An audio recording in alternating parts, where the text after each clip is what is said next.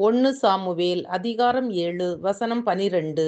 அப்பொழுது சாமுவேல் ஒரு கல்லை எடுத்து மிஸ்பாவுக்கும் சேனுக்கும் நடுவாக நிறுத்தி, இம்மட்டும் கர்த்தர் எங்களுக்கு உதவி செய்தார் என்று சொல்லி அதற்கு எபனேசர் என்று பெயரிட்டார்.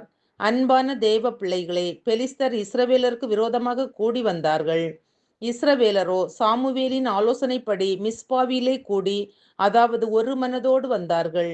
தண்ணீர் மோண்டு தரையிலே ஊற்றினார்கள், உபவாசம் பண்ணினார்கள். நாங்கள் பாவம் செய்தோம் என பாவங்களை அறிக்கையிட்டார்கள். அன்பானவர்களே, தண்ணீர் மோண்டு ஊற்றுவது என்பது தங்களை வெறுமையாக்கி தாழ்த்தி தேவ சமூகத்தில் ஊற்றிவிடுகிறார்கள் என்பதாகும். நாங்கள் பாவம் செய்தோம் என அறிக்கையிட்டு சாமுவேலிடம் கர்த்தரிடத்தில் ஜெபிக்க கேட்டுக்கொள்கிறார்கள்.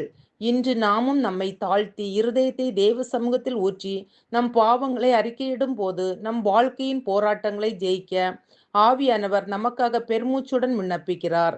சாமுவேல் சர்வாங்க தகன பலியை கர்த்தருக்கு செலுத்துகிறார். கர்த்தரோ யுத்தம் பண்ண எழும்பின பெலிஸ்தரை மகா பெரிய இடிமுழக்கங்களால் கலங்க பண்ணினார். இஸ்ரவேல் பெலிஸ்தரை முறியடித்தார்கள்.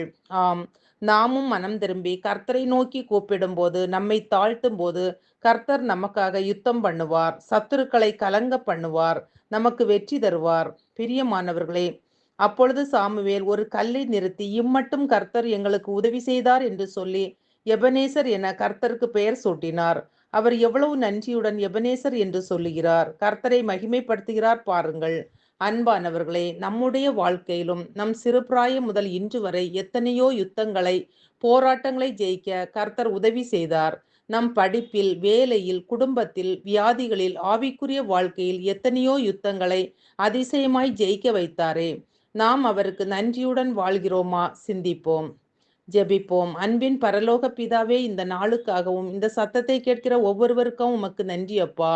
எங்கள் ஒவ்வொருவரையும் இம்மட்டும் நடத்தி பாவிகளாகிய எங்களை மன்னித்து நாங்கள் தனிமையாய் இராதபடி எங்களோடு கூட இருந்து எங்களை இம்மட்டும் நடத்தின எபனேசருக்கு எங்கள் உள்ளத்தின் ஆழத்திலிருந்து நன்றி செலுத்துகிறோம். இயேசுவின் நாமத்தில் பிதாவே, ஆமீன்.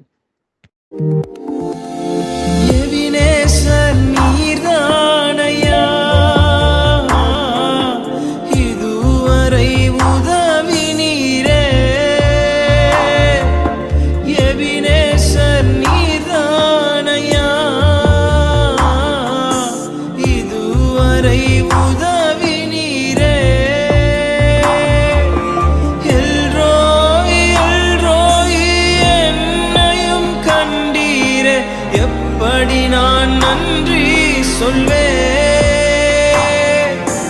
எல்ரோய் எல்ரோய் என்னையும் கண்டீரே, எப்படி நான்